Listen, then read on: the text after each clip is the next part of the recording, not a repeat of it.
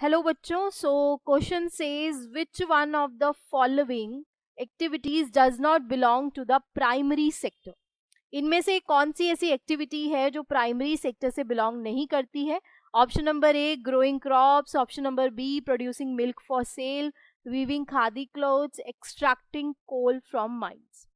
तो सबसे पहले तो यहाँ पे हमारे पास हमें ये जानना होगा कि प्राइमरी सेक्टर जो आता है वो किस चीज में आपका आएगा और क्या क्या चीजें आपको पता होनी इसके बारे में चाहिए।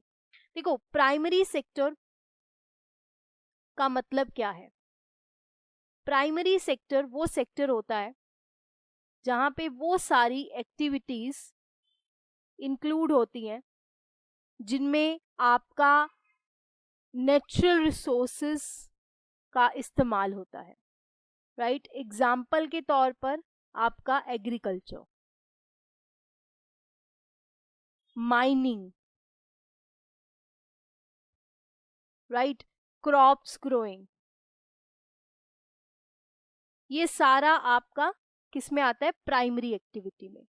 राइट, और जब आप बात करते हो वीविंग की, वीविंग का मतलब क्या होता है कि आपने कॉटन है, ठीक है, सपोज करिएगा कॉटन जो है वो प्रोड्यूस्ड हुई है आपकी नेचुरल रिसोर्सेज से।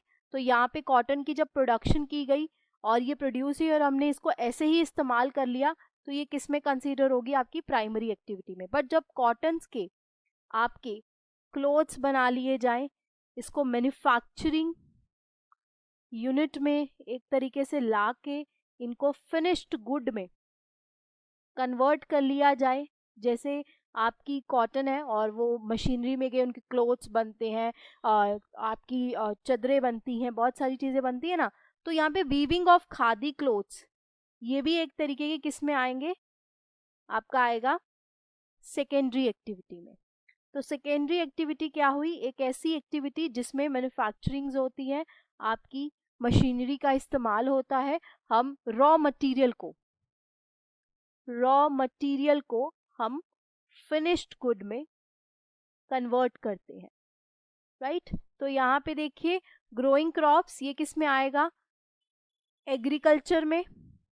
Producing milk for cell, again ये मिल्क वाला आ गया। तो यहाँ पे अगेन अगर आप देखोगे कि ये एक तरीके का नेचुरल रिसोर्सेज का ही इस्तेमाल है। वीविंग खादी क्लोथ्स, ये आपका सेकेंडरी एक्टिविटी में आएगा।